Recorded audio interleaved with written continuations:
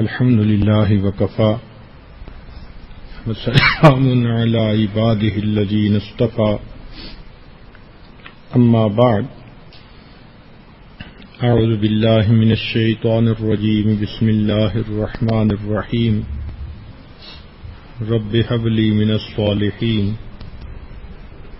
سبحان ربك رب العزة عما يصفون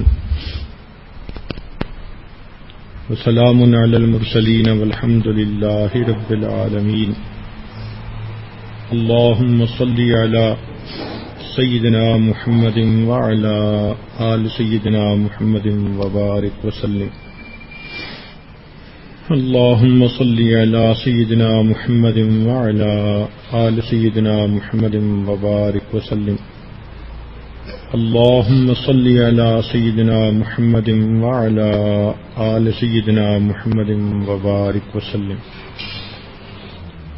آج کی گفتگو کا عنوان ہے اولاد کی جسمانی تربیت۔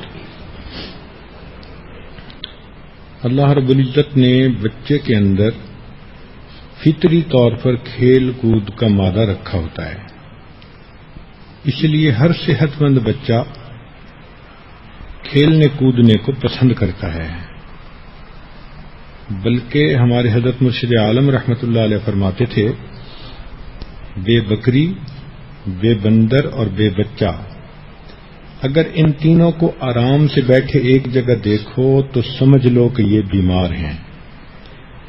صحت مند ہوں گے تو یہ آرام سے نہیں بیٹھ سکتے۔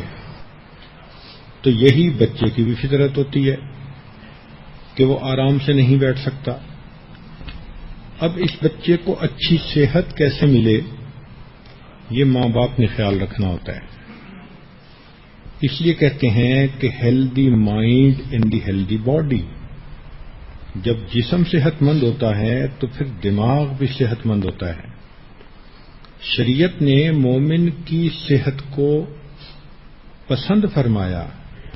حدیث مبارکہ میں ہے، اللہ تعالی کو قوی مومن کمزور مومن کی نسبت سے زیادہ پسند ہے اور ہر ایک میں اللہ نے خیر رکھی ہے۔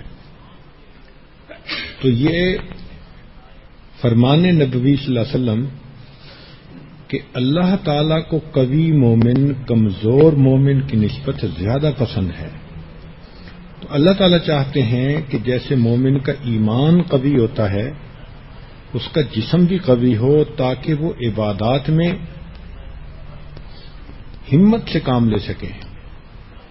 ایک دوسری حدیث مبارکہ ہے کہ اللہ تعالیٰ کو ہنر مند مومن بے ہنر مومن سے زیادہ پسندیدہ ہے۔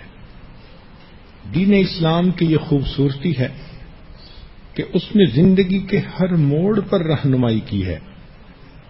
ہمیں یہ نہیں کہا گیا کہ ہم اپنے بچوں کو لولا لنگڑا بنا کے گھروں میں بٹھا دیں، بلکہ ان بچوں کی اچھی صحت ہو اور یہ دنیا کے اندر اللہ کا خلیفہ بن کر زندگی گزار سکیں۔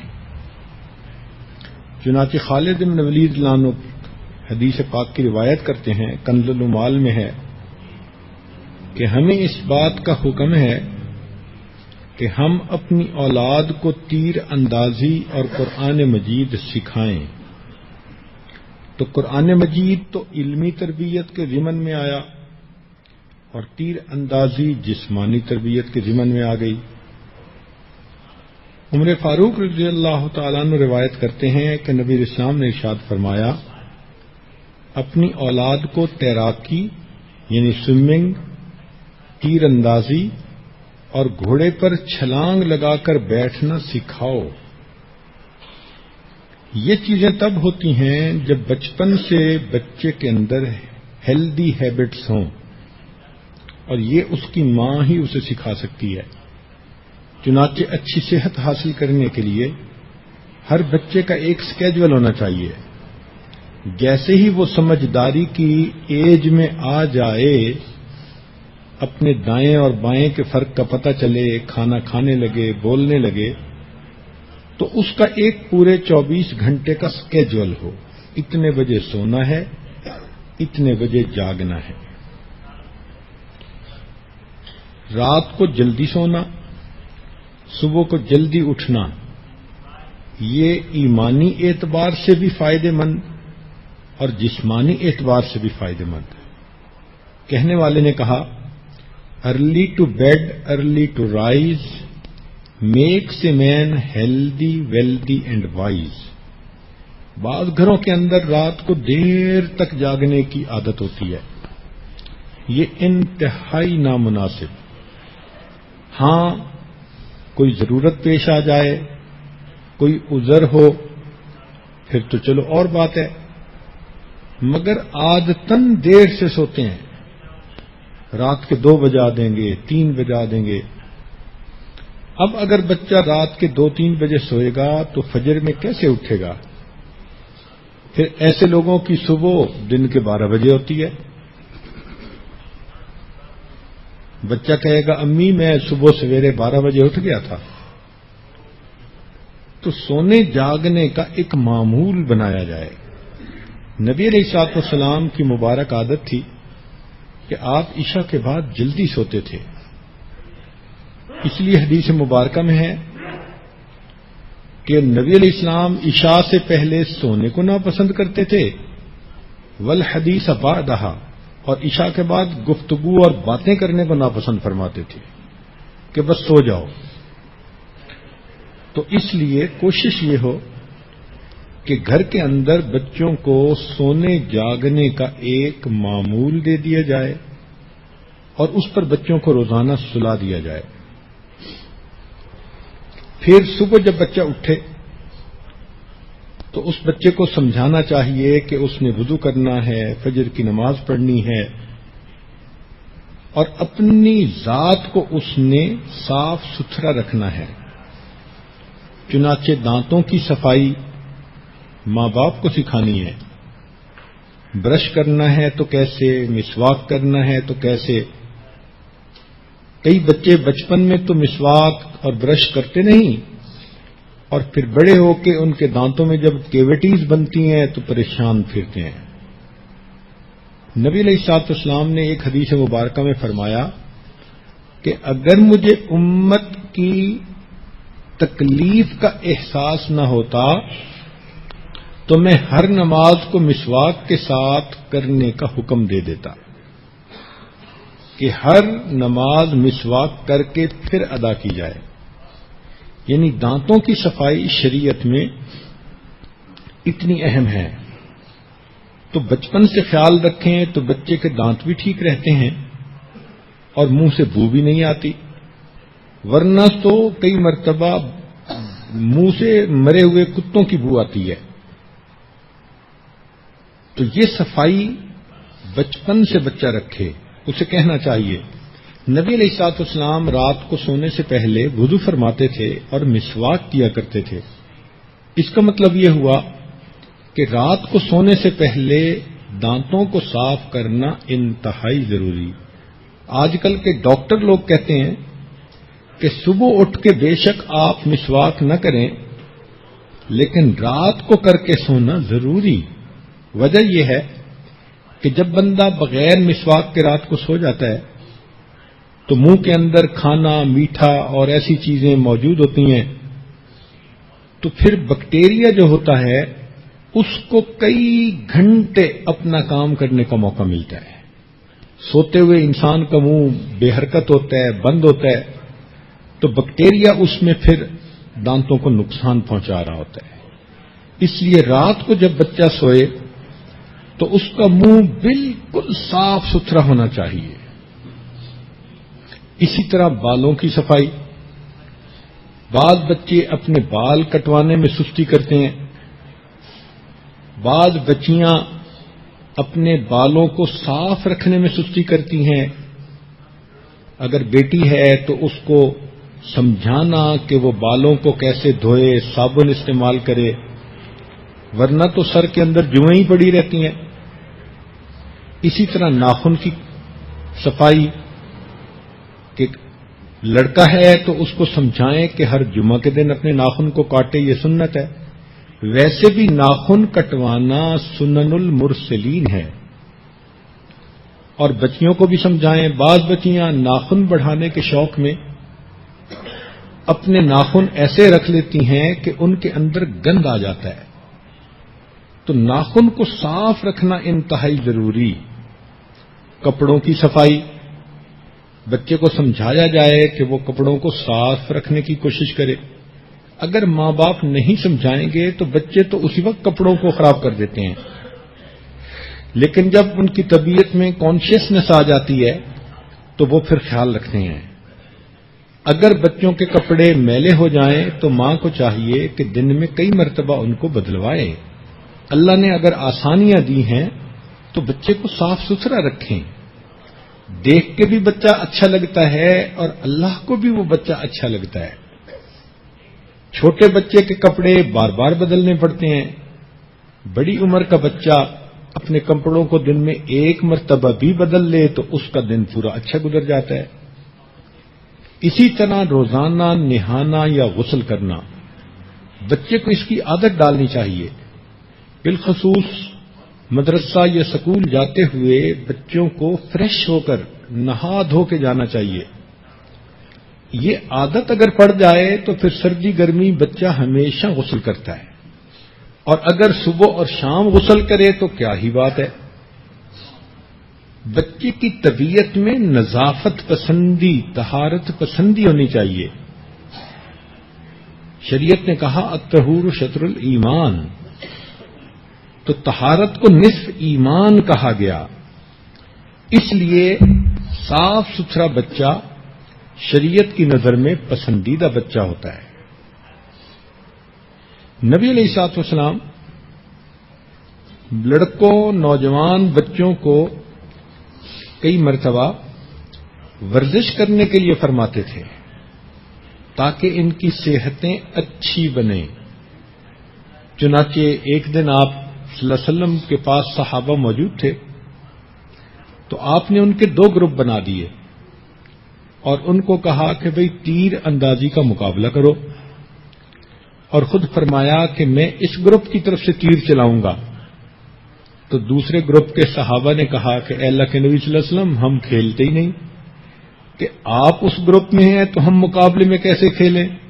تو نبی علیہ السلام نے فرمایا اچھا، میں ایک دفعہ ان کی طرف سے تیر پھینکوں گا اور دوسری طرف سے آپ لوگوں کی طرف سے تیر پھینکوں گا. تو اللہ کے پیارے حبیب صلی اللہ علیہ وسلم نے نوجوان بچوں کو تیر اندازی کرنا خود سکھایا. چنانچہ میدان احد میں سعد رضی اللہ تعالیٰ عنہ جب تیر پھینکتے تھے تو اللہ کے نبی صلی اللہ علیہ وسلم ان کو تیر پکڑاتے تھے. حدیث پاک میں ہے کہ نبی علیہ السلام فرماتے تھے ارم فدا کا امی و ابی، کہ یہ تیر پھینکو تم پر میرے ماں اور باپ قربان ہو جائیں. سبحان اللہ. وہ کتنے خوش نصیب صحابی تھے کہ جن کے لیے اللہ کے حبیب صلی اللہ علیہ وسلم نے یہ الفاظ استعمال کیے. تو معلوم ہوا کہ شریعت انسان کو صحت مند دیکھنا چاہتی ہے اور اپنے دفاع کی صلاحیت اس کے اندر پیدا ہونی چاہیے. چنانچہ نبی علیہ الصلوۃ والسلام صحابہ میں سب سے زیادہ بہادر تھے، حتیٰ کہ ایک رات بڑے زور کی آواز آئی تو صحابہ کرام اٹھ بیٹھے کہ یہ کیا ہو گیا. اب یہ اپنے گھروں سے باہر نکلے تھے کہ دیکھا کہ نبی علیہ الصلوۃ والسلام ایک گھوڑے پر سوار ہیں اور آپ صلی اللہ علیہ وسلم شہر کے باہر سے چکر لگا کے واپس تشریف لا رہے ہیں اور صحابہ کو اطمینان دلا رہے ہیں کہ کوئی فکر کی بات نہیں، میں سب کچھ دیکھ کے آیا ہوں. عام طور پر تو یہ دیکھا گیا کہ جن کے پاس یہ مقام ہوتا ہے وہ ایک جگہ سے دوسری جگہ اٹھ کے نہیں جاتے، مگر اللہ کے نبی صلی اللہ علیہ وسلم بہادر تھے، بہادری کو پسند فرماتے تھے. تو دیکھو صحابہ ابھی گھروں سے ہی نہیں نکلے اور اللہ کے نبی صلی اللہ علیہ وسلم اکیلے رات کے اندھیرے میں چکر لگا کے بھی واپس آ گئے. ایک صحابی کے بارے میں آتا ہے کہ وہ پہلوان تھے، مدینہ طیبہ آئے تو مدینہ طیبہ کے کنارے پر نبی علیہ السلام سے ملاقات ہو گئی. اس نے پوچھا کہ آپ کون؟ فرمایا میں اللہ کا نبی. اس نے کہا جی میں تو ہوں پہلوان، اور اگر آپ میرے ساتھ کشتی کریں اور مجھے پچھاڑ لیں تو پھر میں ایمان لے آؤں گا۔ اللہ کے حبیب صلی اللہ علیہ وسلم تیار ہو گئے۔ حدیث مبارکہ میں آتا ہے کہ نبی علیہ السلام نے اس سے کشتی فرمائی اور اس کو چت نیچے لٹا دیا۔ تو صحت تھی نا، ہمت تھی، طاقت تھی، قوت تھی، تب یہ ایسا ممکن ہوا۔ تو اس سے معلوم ہوتا ہے کہ ہم بھی اپنے بچوں کو اچھی صحت بنانے کی تلقین کریں۔ مدینہ طیبہ سے باہر جہاں ابیار علی ہیں، ادھر ایک بڑا سارا میدان ہے، اس کا نام ہے سباق الخیل۔ تو وہاں پر نبی علیہ الصلوۃ والسلام صحابہ کو بھیجتے تھے اور وہ گھڑ دوڑ کرواتے تھے، یعنی گھوڑے دوڑاتے تھے۔ ایک مرتبہ نبی علیہ الصلوۃ والسلام نے ایک چھوٹے بچے کو جہاد میں جانے کی اجازت دے دی، دوسرے کو فرمایا کہ تم چھوٹے ہو نہیں جا سکتے، تو وہ چھوٹا کہنے لگا کہ اس سے میری کشتی کروا دیں، اگر میں اس کو گرا لوں تو مجھے بھی جانے کے لیے موقع مل جائے۔ تو نبی علیہ الصلوۃ والسلام نے دونوں کی کشتی کروائی، اور واقعی چھوٹے نے بڑے کو گرا دیا، تو اللہ کے حبیب صلی اللہ علیہ وسلم نے چھوٹے کو بھی ساتھ جانے کی اجازت مرحمت فرما دی۔ تو یہاں سے معلوم ہوتا ہے کہ صحابہ رضی اللہ عنہم کے جو بچے تھے وہ بھی ماشاءاللہ ایسی ورزشیں کرتے رہتے تھے جس سے کہ جسمانی صحت انسان کی اچھی ہو۔ اور دیکھیے حدیث مبارکہ میں آتا ہے کہ نبی علیہ الصلوۃ والسلام جب حضرت عباس رضی اللہ عنہ کے گھر تشریف لاتے تو ان کے 3 بیٹے عبداللہ، عبید اللہ اور کثیر، ان تینوں کو ایک لائن میں کھڑا کر دیتے اور دور بیٹھ کر اپنے ہاتھ پھیلا کر فرماتے کہ تم میں سے کون میرے پاس پہلے دوڑ کے آتا ہے۔ وہ تینوں بچے دوڑ لگاتے، کوئی آپ کے سینے سے لپٹ جاتا، کوئی کندھے پہ آ جاتا، کوئی پشت پہ آ جاتا، اور اللہ کے حبیب صلی اللہ علیہ وسلم سب کو بوسے دیتے۔ تو معلوم ہوا کہ اللہ کے پیارے حبیب صلی اللہ علیہ وسلم بچوں کو دوڑنے، کھیلنے، بھاگنے، ورزش کرنے کی تلقین فرماتے تھے۔ چنانچہ ایک مرتبہ حضرت حسن رضی اللہ عنہ دوڑ بھاگ رہے تھے، اللہ کے حبیب صلی اللہ علیہ وسلم دونوں ہاتھ پھیلا کر بیٹھ گئے، فرمایا حسن میرے پاس آؤ، جتنا آپ بلاتے اتنا وہ اور بھاگتے۔ تو اللہ کے نبی صلی اللہ علیہ وسلم مسکراتے بھی رہے، ان کو بھگاتے بھی رہے، کافی دیر کے بعد بالآخر آگے بڑھ کے آپ نے ان کو پکڑ لیا اور اپنے سینے سے لگا لیا۔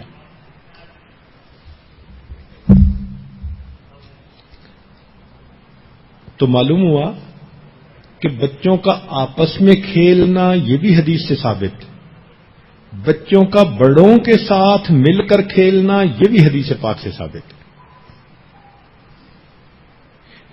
اس لیے ہمارے بزرگوں میں سے بعض ایسے بزرگ بھی گزرے ہیں جو پہلوانی کرتے تھے۔ جنید بغدادی رحمۃ اللہ علیہ کے بارے میں آتا ہے کہ یہ شاہی پہلوان تھے، بادشاہ کا چیلنج تھا کہ ان کو کوئی نہیں گرا سکتا۔ اس زمانے میں ایک سید زادہ تھا جو بہت کمزور سا تھا، گھر میں فاقے تھے۔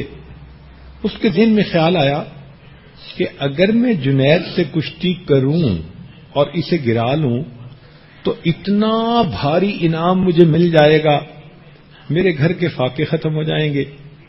چنانچہ اس نے جنید بغدادی کو چیلنج کر دیا۔ دستور یہ تھا کہ شاہی پہلوان کے ساتھ جب کوئی کشتی لڑتا تھا تو بادشاہ خود بھی دیکھتا تھا۔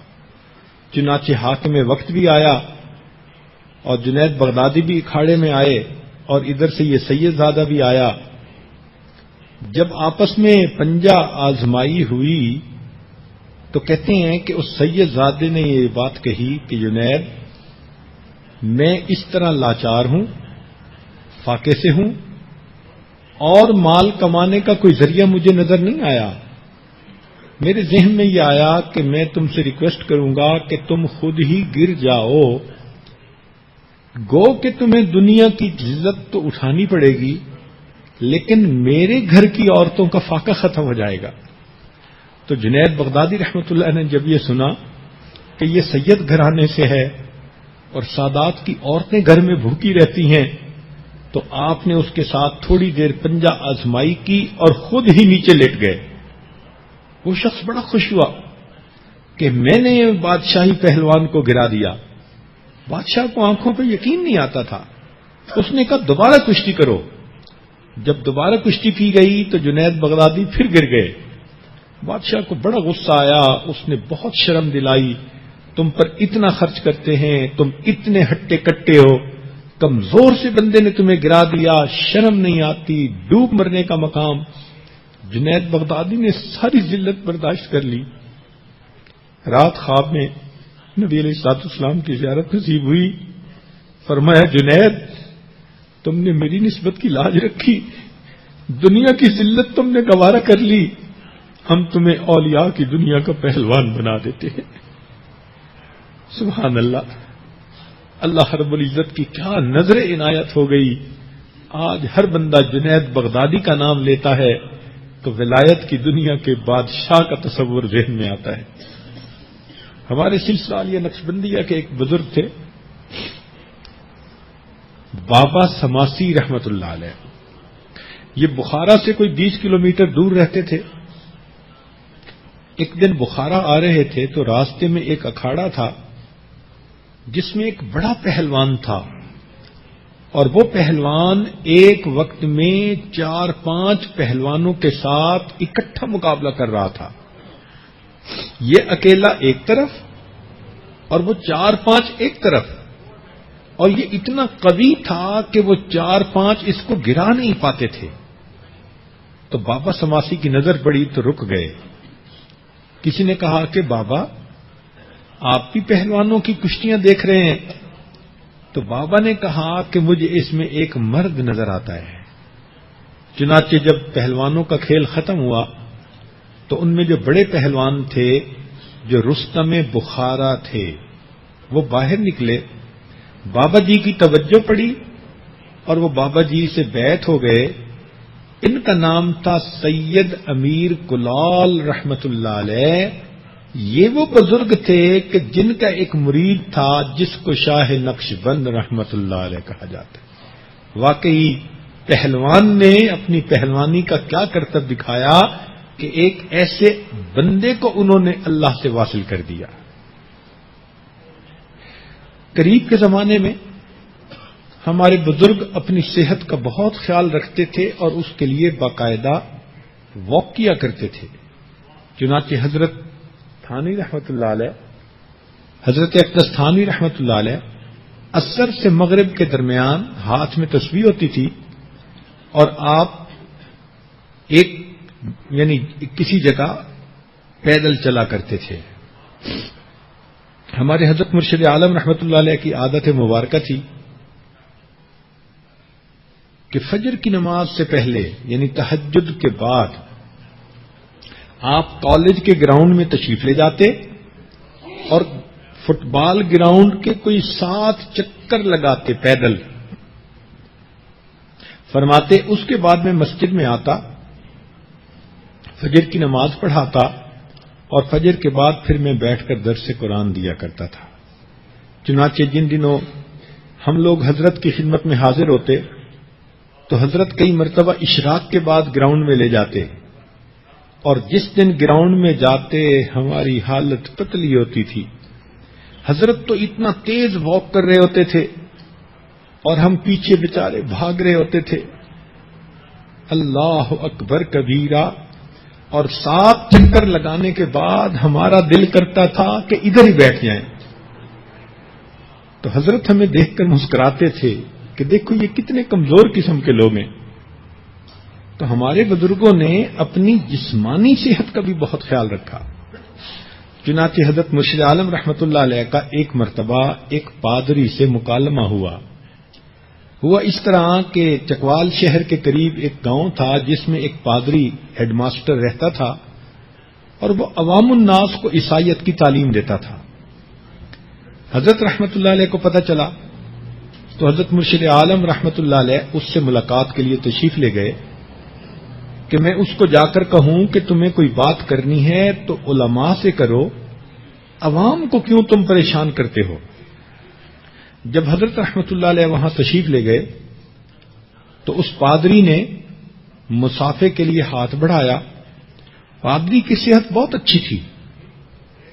اس نے جب حضرت کے ہاتھ میں ہاتھ دیا تو اس نے چاہا کہ میں ہاتھ کو اچھی طرح ہلاؤں.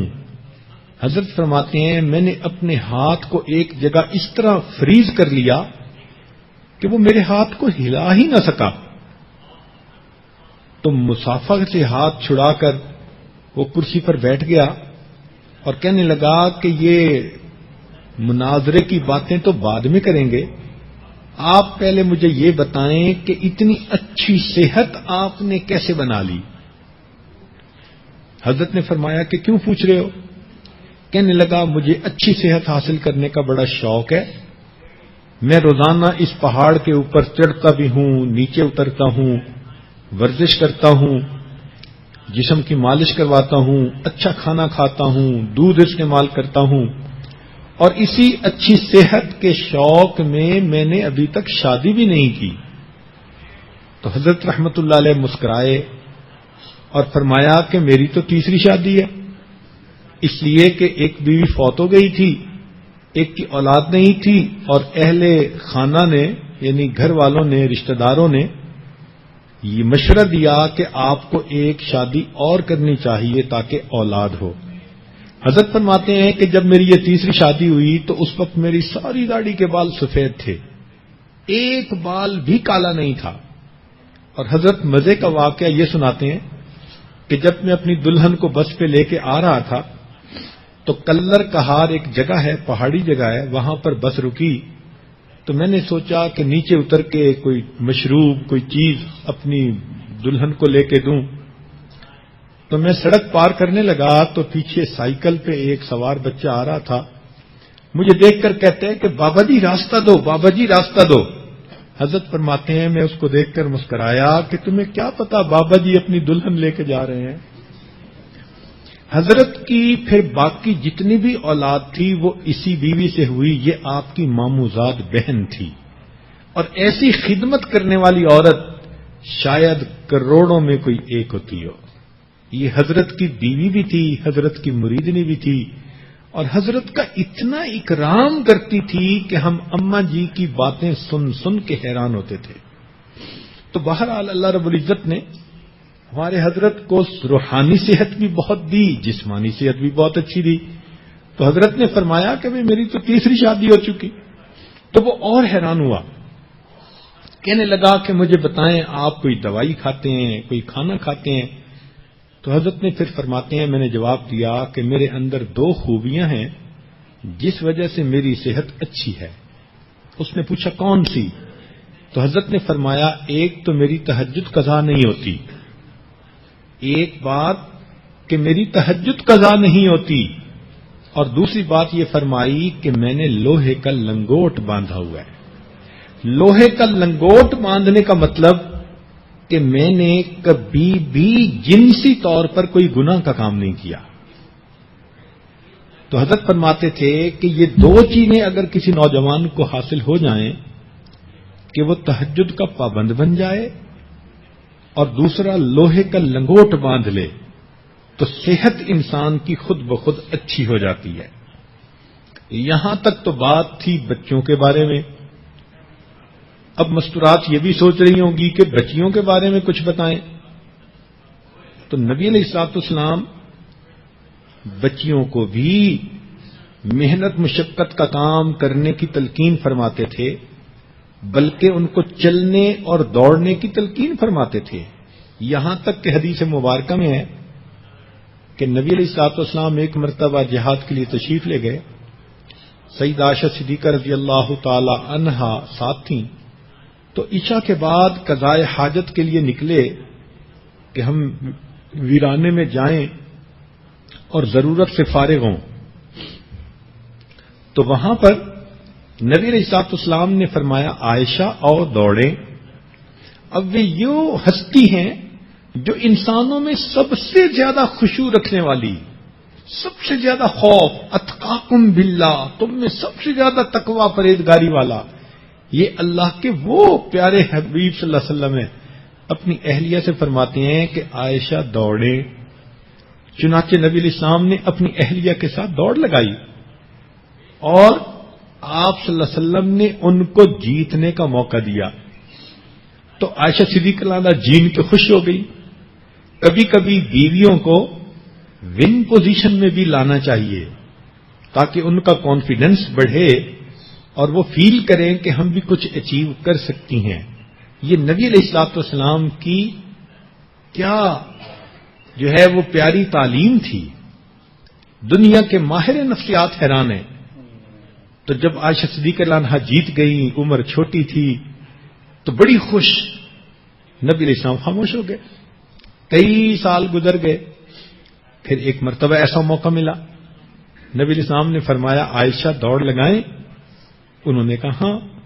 جب دونوں نے دوڑ لگائی تو اب نبی علیہ الصلوۃ والسلام آگے بڑھ گئے. حدیث مبارکہ میں ہے نبی علیہ السلام مسکرا بھی رہے تھے، فرما بھی رہے تھے عائشہ تلک بتلک، پہلے تو جیت گئی تھی، اب میں جیت گیا، میں نے تیرا حساب برابر کر دیا. تو دیکھو اس میں بیوی کے ساتھ دل لگی بھی ہے اور ورزش بھی ہے. چنانچہ اس سے معلوم ہوا کہ لڑکیوں کو بھی اگر گھر کے اندر کوئی گراؤنڈ ہو، گراسی جگہ ہو، تو وہاں پر باقاعدہ دوڑنا بھاگنا چاہیے تاکہ ان کی بھی صحت اچھی بنے. ایک صحابیہ نے اپنے بیٹے کے ساتھ مل کر نبی علیہ السلام کے ساتھ جہاد کیا، یعنی نبی علیہ السلام کے ساتھ مل کر بیٹا بھی ساتھ تھا. احد کے میدان میں آئیں اور وہ نبی علیہ السلام کی حفاظت کرتی تھی. جب کوئی کافر نبی علیہ السلام کی طرف جانے لگتا وہ صحابیہ اس پر وار کرتی تھیں. اور حدیث پاک میں آتا ہے کہ ایک کافر قریب آنے لگا جس نے اس کے بچے کو زخم لگایا تھا، تو نبی علیہ السلام نے اشارہ کیا اس کی ماں کو کہ یہی ہے جس نے تیرے بیٹے کو زخم لگایا. سبحان اللہ. وہ صحابیہ کتنی جرت والی ہوں گی. سیدہ صفیہ رضی اللہ تعالی عنہا کے بارے میں آتا ہے کہ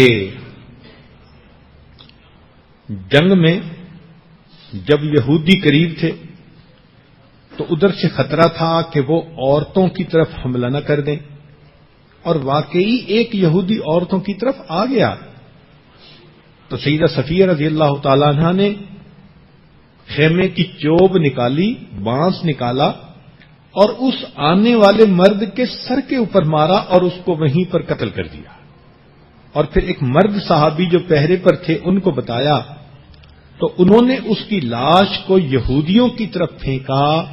تو یہودیوں کے دل میں خوف بیٹھ گیا کہ ادھر صرف عورتیں ہی نہیں مرد بھی ہیں، چنانچہ انہوں نے عورتوں پر حملے کا پروگرام ترک کر دیا. تو جرت تھی نا ان کے اندر جو انہوں نے ایسا کر دیا. جنگ کے میدان میں سیدہ عائشہ صدیقہ رضی اللہ تعالی عنہا اور سیدہ فاطمہ الزہرا رضی اللہ تعالی عنہا زخمیوں کی خبرگیری کرتی تھی، پٹی باندھتی تھی، مرہم لگاتی تھی. چنانچہ جب نبی علیہ الصلوۃ والسلام کے دندان مبارک شہید ہوئے تو وہ جگہ بھی موجود ہے جہاں فاطمہ الزہرا رضی اللہ عنہا نے کوئی چیز جلائی اور اس کی راکھ زخموں کے اوپر لگائی. تو معلوم ہوا کہ یہ گھر کے اندر فالج زدہ بندے کی طرح بیٹھنے والی عورتیں نہیں تھیں، بلکہ ایسے مواقع پر یہ دین کے لیے خدمت کرنے والی عورتیں تھیں. مشک میں پانی بھرا ہوتا تھا اور اٹھائی ہوتی تھی اور زخمیوں کو پانی پلا رہی ہوتی تھی. اب آج کی بچیاں 5 کلو کا وزن سر پہ رکھ دو تو کھڑی ہوں گی تو بیٹھ جائیں گی، یہ بیچاری کیا مشقیں اٹھائیں گی. تو شریعت کہتی ہے کہ بیٹا ہو یا بیٹی صحت تو دونوں کی اچھی ہونی چاہیے. چنانچہ خولہ بنت ازور رضی اللہ تعالی عنہا فتوحات شام میں ان کا تذکرہ آتا ہے کہ حضرت زرار رضی اللہ تعالی عنہ ایک مرتبہ گرفتار ہو گئے. تو خالد بن ولید عنہ نے فرمایا کہ بھئی ہمیں حملہ کرنا ہے. وہ فرماتے ہیں کہ میں نے دیکھا ایک سوار ہے جس نے اپنے چہرے کو بھی چھپایا ہوا ہے، صرف آنکھیں کھلی ہیں، اور وہ گھوڑے پر سوار ہے اور اس پھرتے کے ساتھ گھوڑے کو بھگا رہا ہے کہ گھوڑا کبھی دائیں کبھی بائیں. ہر دیکھنے والا سوچتا ہے کہ یہ تو کوئی بڑا ہی گھوڑا بھگانے والا بندہ ہے، ماہر انسان ہے. فرماتے ہیں جب جنگ ہوئی تو وہ سوار میرے قریب قریب تھا، کبھی میں اس کو دشمن سے بچاتا اور کبھی میں دشمن کے نرغے میں آنے لگتا تو وہ سوار مجھے دشمن سے بچاتا، حتیٰ کہ خوب ہم نے جہاد کیا۔ جب واپس لوٹے تو ہمیں پتہ چلا کہ زرار رضی اللہ تعالیٰ عنہ کو دشمن نے گرفتار کر لیا۔ تو خالد بن رضی اللہ عنہ نے فرمایا، حکم دیا کہ ابھی آپ لوگ آرام نہ کریں، ہمیں ان کا پیچھا کرنا ہے اور زرار رضی اللہ عنہ کو وہاں سے آزاد کروانا ہے۔ تو فرماتے ہیں کہ جو لوگ اکٹھے ہوئے ان میں وہ نوجوان بھی نظر آیا۔ تو خالد بن رضی اللہ عنہ نے پوچھا کہ من انت، تو کون ہے؟ آگے سے کوئی جواب نہیں۔ پھر آپ نے ذرا سختی سے کہا کہ میں امیر جیش ہوں اور میں پوچھ رہا ہوں کہ تم کون ہو۔ تو جب خالد بن رضی اللہ عنہ نے یہ پوچھا تو آگے سے نسوانی آواز آئی، میں زرار کی بہن خولا ہوں۔ تو آپ حیران رہ گئے، خولا تم عورت ہو کہ اس طرح مردوں کے ساتھ مل کر جنگ کر رہی تھی؟ تو خولا نے جواب دیا کہ حضرت جب بھائیوں پہ مشکل بنتی ہے تو پھر بہنوں کو میدان میں آنا پڑتا ہے۔ پوچھا کہ تم نے پہلے کیوں نہیں بتایا؟ کہ حضرت میں نے اس لیے نہیں بتایا کہ آپ کہیں مجھے منع نہ فرما دے، اب آپ مہربانی کیجیے، میرے بھائی کی تلاش میں جب آپ جائیں گے تو مجھے اپنے ساتھ رکھیے۔ چنانچہ خولا لانا ساتھ گئیں اور اپنے بھائی کو آزاد کروا کے واپس لے کے آئیں۔ فتوحات شام میں لکھا ہے کہ ایک مرتبہ رومیوں کی تعداد بہت زیادہ تھی اور مسلمان اتنے تھوڑے تھے جیسے کہ ایک سفید گھوڑے کے ماتھے پہ کوئی کالا تل ہوتا ہے، اس طرح تھوڑے سے تھے، چاروں طرف رومی تھے۔ تو وہ دن مسلمانوں کے لیے بہت مشکل دن تھا۔ چنانچہ صحابہ رضی اللہ تعالیٰ عنہ نے ان کے سامنے صف آرائی کی اور جہاد کرنے لگے۔ تو جب جہاد ہوا تو ان کی کثرت کی وجہ سے مسلمان آہستہ آہستہ پیچھے ہٹنے لگے۔ تو جب پیچھے ہٹنے لگے تو مسلمان عورتوں کے بارے میں آتا ہے کہ وہ اپنے خیموں میں تھیں، انہوں نے دیکھا کہ مسلمان پیچھے ہٹ رہے ہیں تو انہوں نے اپنے خیموں سے ڈنڈے اٹھائے اور مسلمانوں کے پیچھے لائن بنا کر کھڑی ہو گئیں اور اپنے خامنوں کو یہ کہا کہ اگر تم ہٹ کے پیچھے آؤ گے ہم ڈنڈوں سے تمہاری خبر لیں گی۔ یہ وہ موقع تھا جب ہندا نے تاریخی شعر کہا تھا، نحن بنات الطارق، کہ ہم تو ستاروں کی بیٹیاں ہیں۔ اب وہ پورے اشعار اگر پڑھیں تو انسان حیران ہو جاتا ہے۔ تو مسلمان عورتیں الحمدللہ ایمان سے بھی صحت مند اور اپنی جان کے اعتبار سے بھی صحت مند۔ صحت مند موٹے کو نہیں کہتے، موٹاپا تو بیماری ہے۔ صحت مند کہتے ہیں اس بندے کو جو کام جتنا چاہے کرے مگر تھکنے کا نام نہ لے، اس کو صحت مند کہتے ہیں۔ اس لیے ایک بچی دیکھنے میں سمارٹ بھی ہوگی اور صحت مند بھی ہوگی، مگر ایسی بچیاں کہ دیکھنے میں پتہ چلے کہ آج نہیں تو کل تو اس کو ٹی بی ضرور ہو جائے گی، یہ تو اچھی بات نہیں ہے نا۔ تو بچیوں کی بھی صحتیں مناسب ہونی چاہیے۔ جوان العمر بچی ہے، چہرے پہ خون کی سرخی ہونی چاہیے۔ ہمارے بزرگ اس کام کے لیے یہ طریقہ اختیار کرتے تھے کہ بجائے عورت دوڑے بھاگے اور اس قسم کے کام کرے، وہ گھر میں عورتوں کی ذمہ داری ایسی لگا دیتے تھے کہ ان کو مشقت والے کام گھر میں کرنے پڑتے تھے۔ مثال کے طور پہ چکی پیسنا، سیدہ عائشہ صدیقہ رضی اللہ تعالی عنہا کی ایک چکی جس میں وہ گندم پیستی تھیں ایک جگہ تھی، اس عاجز کو دیکھنے کی سعادت حاصل ہوئی۔ تو اب جو عورت اپنے گھر میں خود آٹا پیسے تو اگر آدھا گھنٹہ ایک گھنٹہ لگائے تو اس کو تو پھر پسینے چھوٹیں گے نا، اور صحت خود بخود بنے گی۔ آٹا گوندنا خود اس پہ زور لگتا ہے۔ ہمارے علاقوں میں صبح صبح عورتیں اٹھتی تھیں تو لسی بناتی تھیں، کیونکہ ہر گھر میں لسی استعمال ہوتی تھی۔ آج مشینی دور آ گیا اور پیکڈ فوڈ ملنے لگ گیا تو ان چیزوں کی ضرورت ہی نہیں، مگر جو عورت لسی بناتی تھی آدھا پونا گھنٹہ اس کو دونوں ہاتھوں سے بلونا پڑتا تھا اور اس کی انتہائی ورزش ہوتی تھی. یہ عاجز بچپن میں اپنی والدہ کو دیکھتا تھا کہ وہ روزانہ صبح اٹھ کے لسی بناتی تھیں اور واقعی ان کو پسینہ آیا ہوا ہوتا تھا جب وہ مکمل کرتی تھیں اپنا کام. اسی طرح کپڑے گھر میں خود دھونا. آج کل تو واشنگ مشین آ گئی. پہلے عورتیں اپنے کپڑے خود دھوتی تھیں. اب جس دن سارے گھر کے کپڑے دھونے ہوتے تھے تو تھک تھک کے عورت کا برا حال ہوتا تھا. پھر گھر کی صفائی کرنا، جھاڑو دینا اور اس قسم کی صفائی باقی کرنا، یہ بھی عورت کی مشقت ہوتی تھی. سیدہ فاطمہ الزہرا رضی اللہ تعالی عنہا، نبی علیہ الصلوۃ والسلام کی صاحبزادی، ان کے پاس کوئی خادمہ نہیں تھی.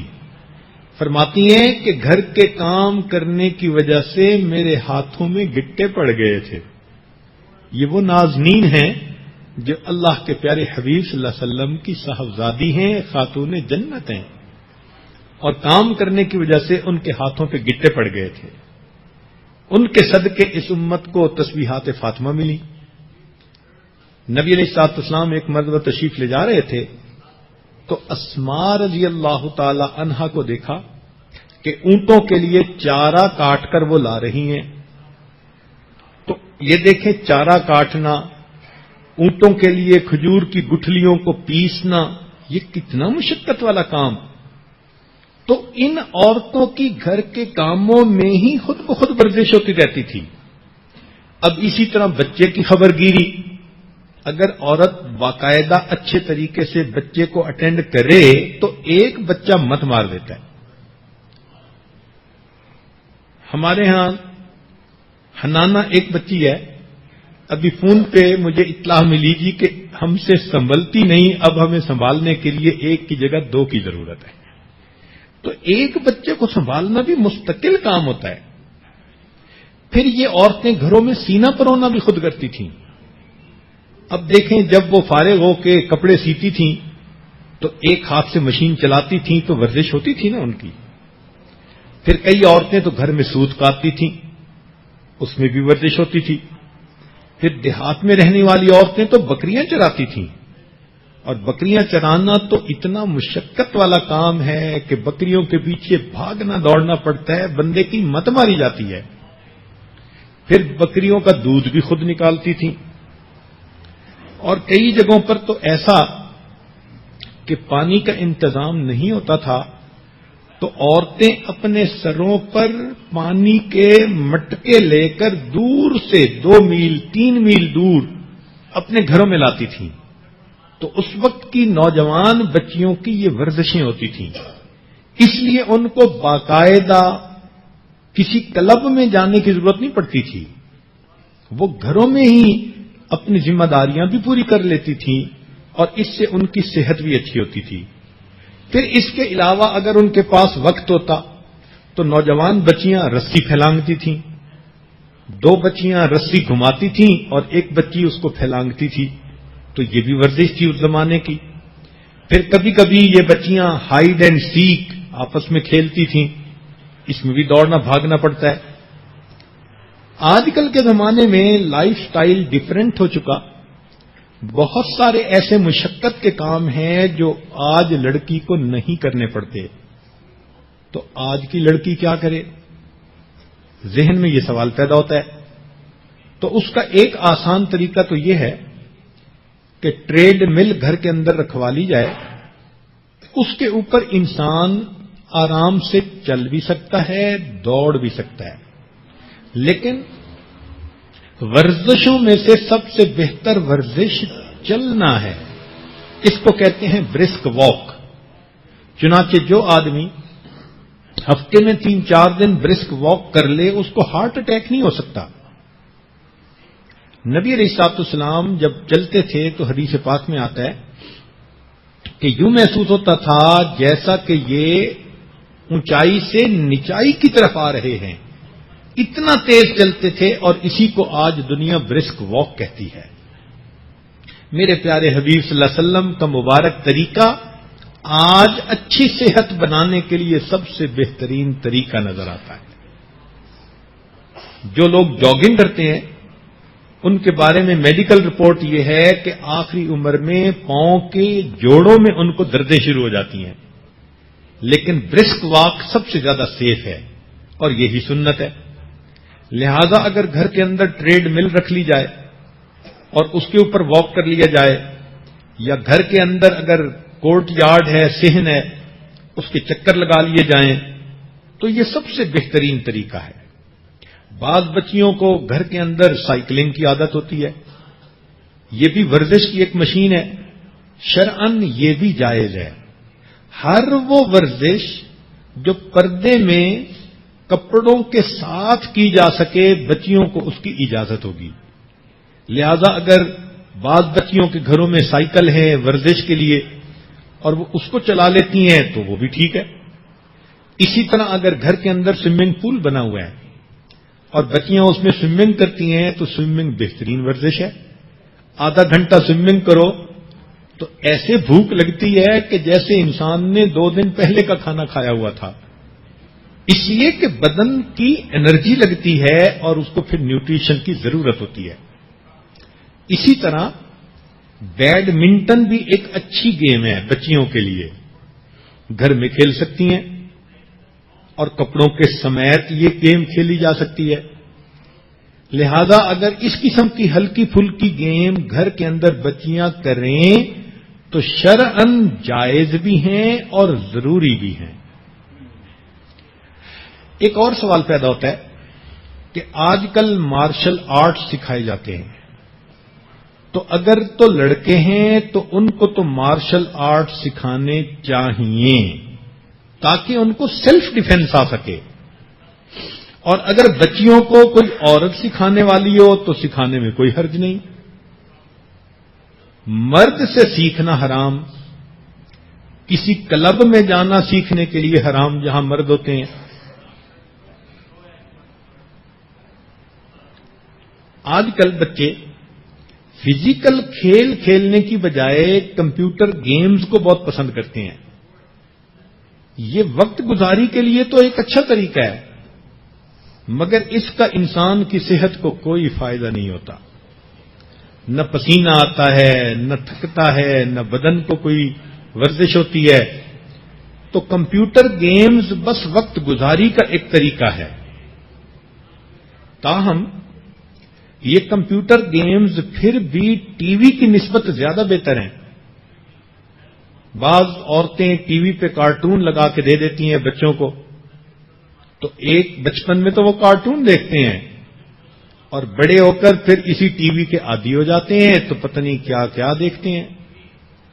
اس لیے گھر کے اندر ٹی وی کی بجائے اگر کمپیوٹر ہو اور بچوں کو گیمز خود لگا کر دیں، ان گیمز کو ماں باپ خود پرچیز کریں، سینسر کریں، تو یہ چیز بھی ایک اچھی ہے۔ کیونکہ فارغ رہ کر بچے بور ہوتے ہیں، پریشان ہوتے ہیں، تو ان کو وقت گزاری کا ایک اچھا طریقہ مل سکتا ہے۔ آج کل ایک اور مصیبت آ گئی ہے، اس کا نام ہے واک مین۔ چنانچہ ورزش کرتے ہوئے، چلتے ہوئے لوگوں نے کان میں لگایا ہوا ہوتا ہے، اور اکثر و بیشتر دیکھا ہے کہ اس میں میوزک ہی چل رہی ہوتی ہے۔ تو ہو سکتا ہے کہ بچی شروع میں کہے گی میں نعت سنوں گی، میں فلاں سنوں گی، مگر ڈھاک کے 3 پات، آخر پہ نتیجہ وہی گانوں پہ آ کے نکلتا ہے۔ اس لیے اس مصیبت سے اپنے بچوں کو بچانا چاہیے۔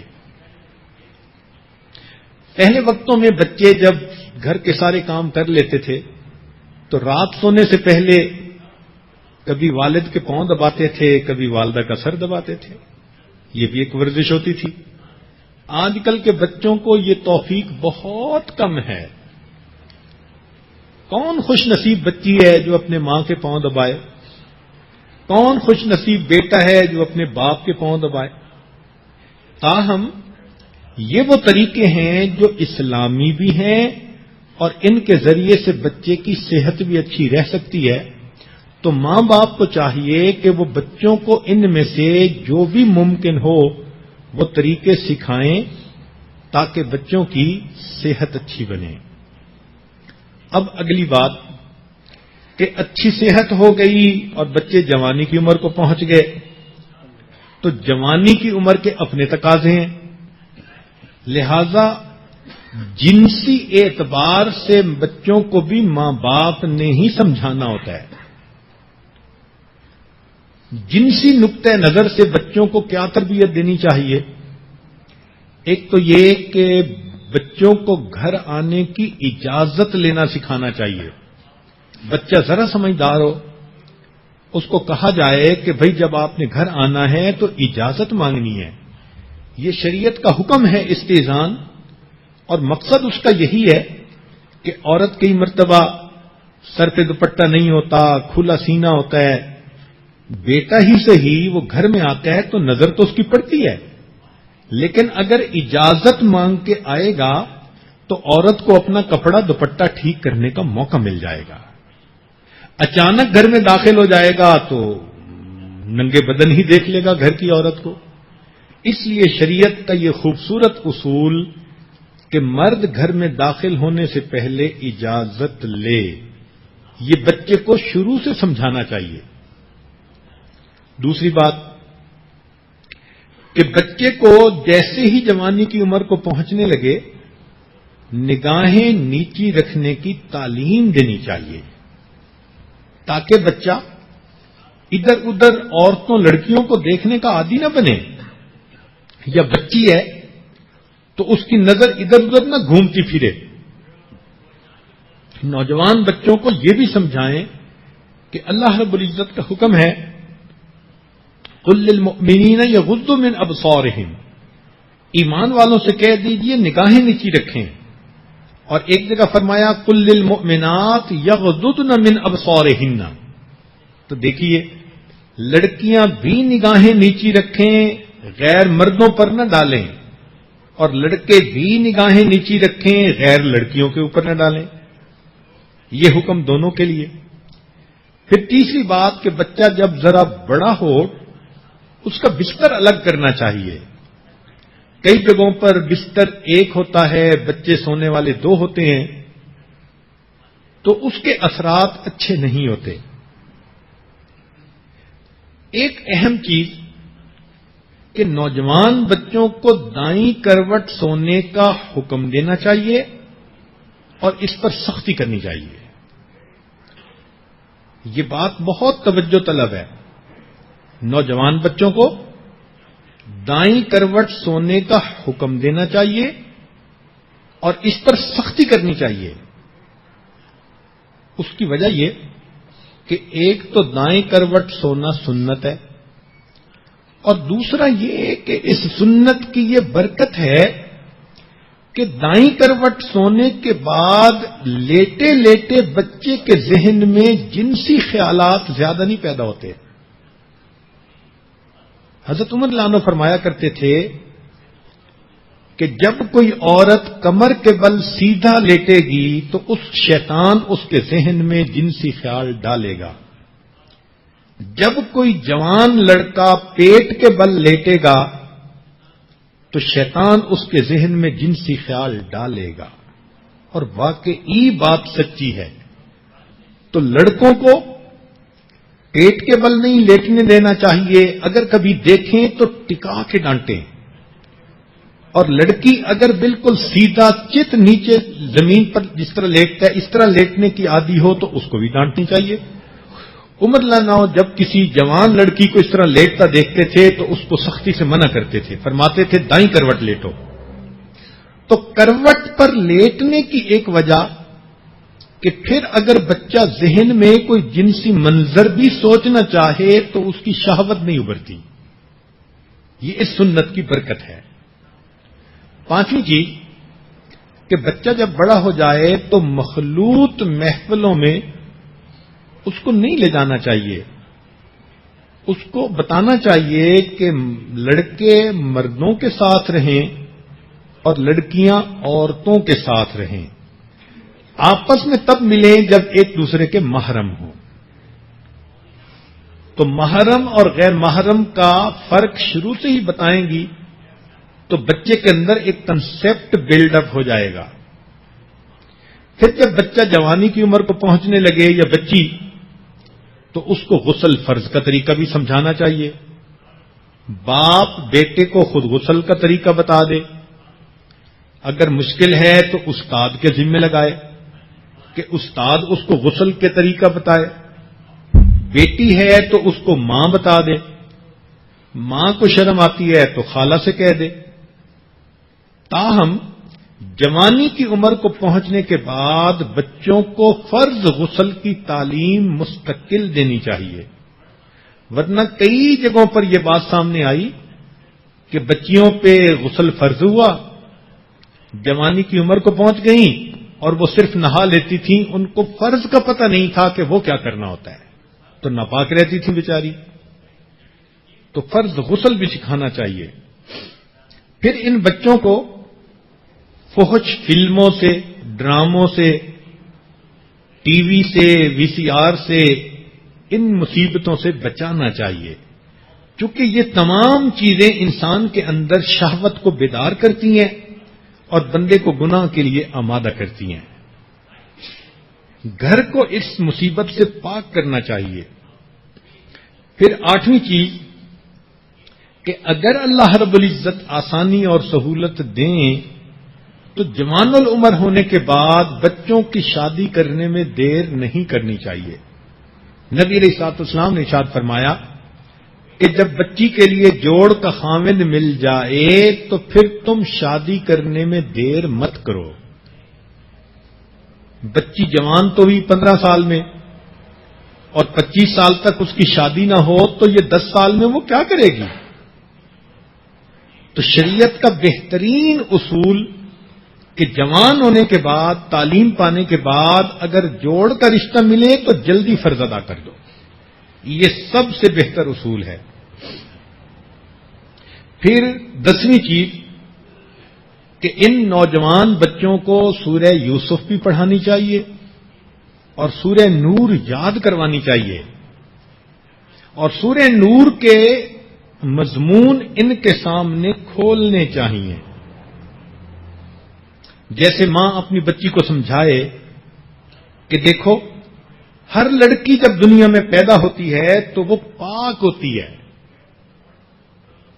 اب ایک ہے جسمانی ناپاکی، ایک ہے روحانی ناپاکی۔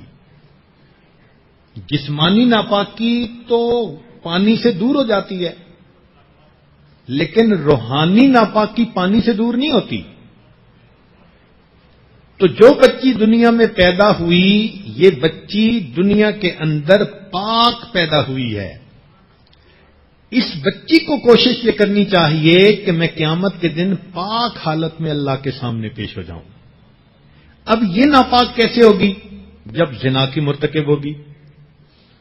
یاد رکھ لینا کہ زنا کی جو ناپاکی ہے اس کے صاف ہونے کے، پاک ہونے کے 2 طریقے ہیں، یا تو دنیا میں رجم کر دیا جائے، سنسار کر دیا جائے، یا پھر جہنم کی آگ میں ڈال کے ان کو پاک کیا جائے۔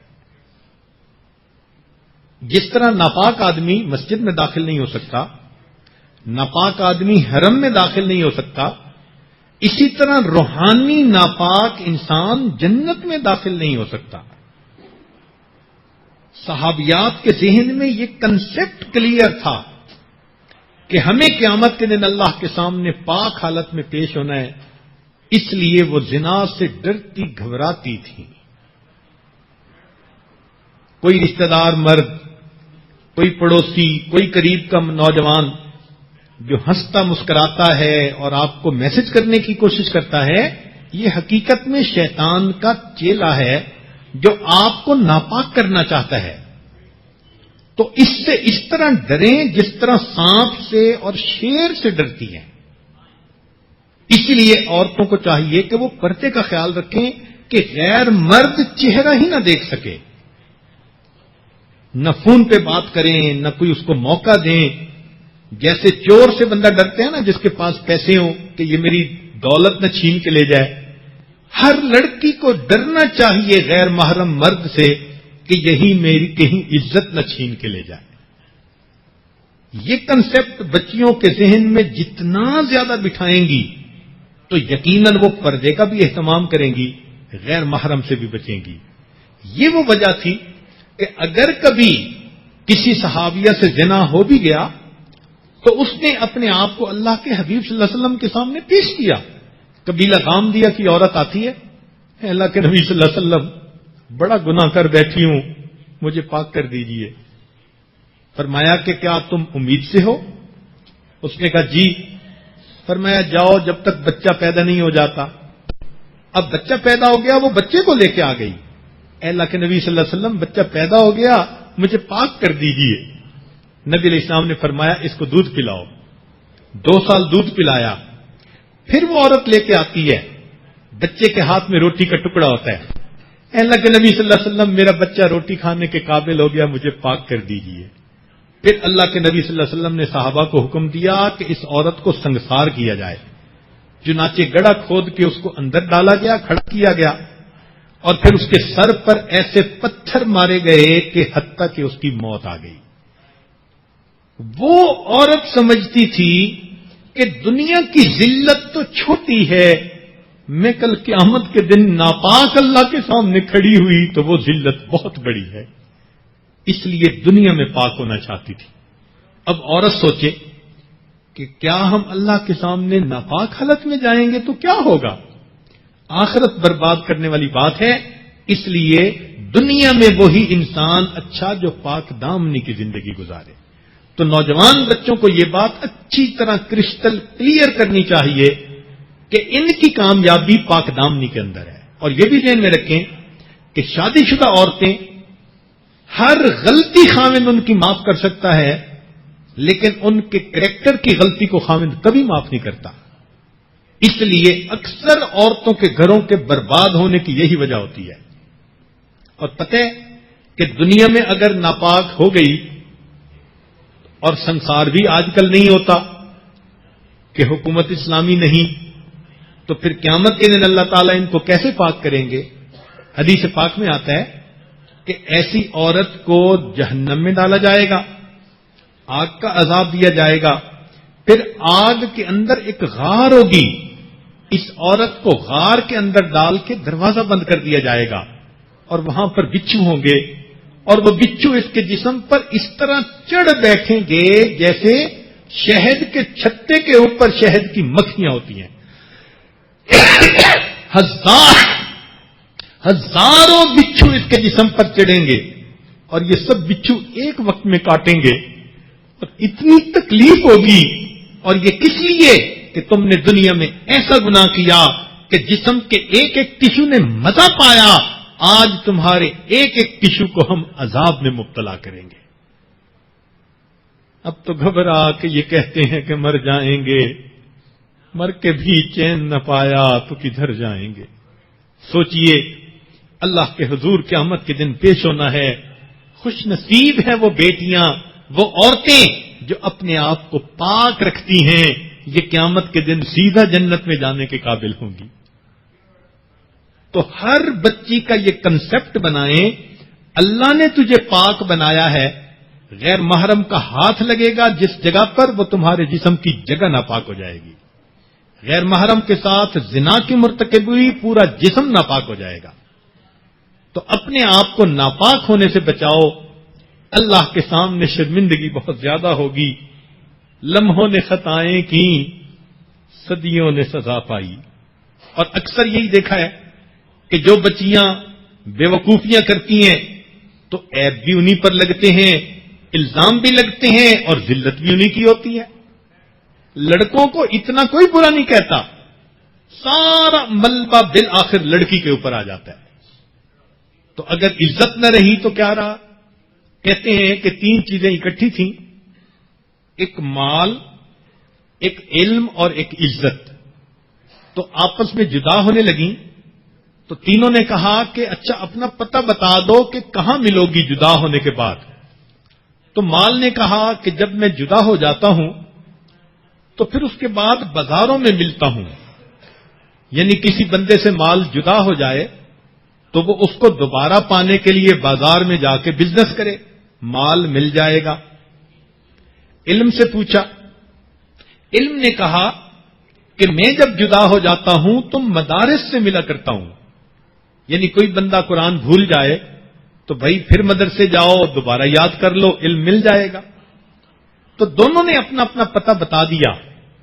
عزت خاموش کھڑی تھی، تو دونوں نے پوچھا کہ تم نہیں بول رہی؟